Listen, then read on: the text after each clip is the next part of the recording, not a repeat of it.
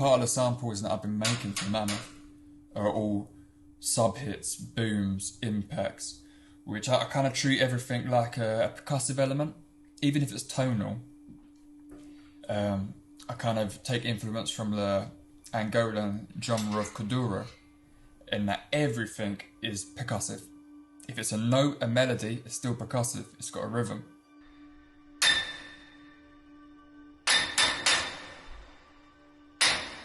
When I'm writing tracks and starting a new song or a new score, I'm always looking for real sounds, real organic sounds, found sounds, atmospheres. I don't want to, when I hear the music, I don't want to visualise me sitting there on a laptop. I want to visualise real elements. I come from a background in bass music, so by day, by night, I'm making big beats, big bass lines. So I went from playing on a DIY kind of underground circuit of London, squat raves, to producing cinematic music suddenly, and still doing both.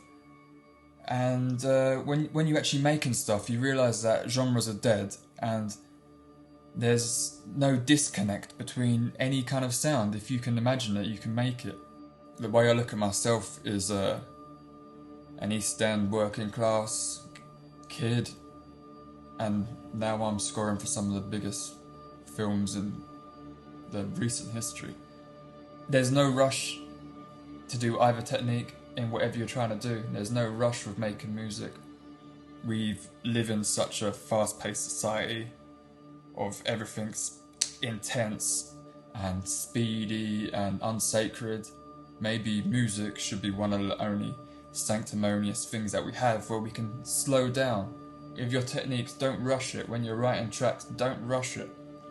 Don't just pump music out for the sake of it. Love, it's a labour of love. Music is a labour of love. Probably my biggest influence has been my dad, who when I was growing up was in some pretty big bands, and there was always guitars around the house. I suppose that's where the experimental side of it comes. I'm always just hitting things. It didn't necessarily matter how you play it. If I got any advice for young producers, young musicians coming in, first of all, don't listen to a word I say. Second, drink lots of water. Third, always say please and thank you. And fourth, just work really hard. Work really hard. I'm not a great songwriter, I'm not a great musician, but one of my only best skills is trying, and that's got me here.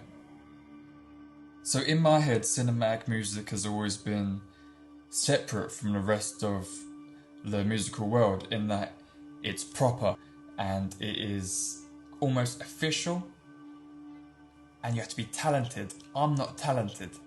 Whereas time goes by, and it seems today cinematic music is a free reign. You can do anything. You can take an instrument, you can smash it, you can record it, you can twist it, you can break it. All you really need is a pair of decent headphones and a pair of decent speakers. When I first started, I recorded a melody on a kind of probably about £7 dictaphone from a shop down around the corner, and that same exact recording has been seen by millions of people. When I think of sounds, I think of them like people, and they've all got their own characters. In the past, I've tried to write the perfect track. I've tried to write the perfect track to put on the club, or perfect track to listen to at home chilling out, or the perfect track to go on cinema. And I've tried to get all these ideas into one song, but none of them complement each other. And it's a skill to be able to step back and recognise weaknesses and strengths in sounds, and recognise the character. And just like people, sounds, we have to celebrate our differences.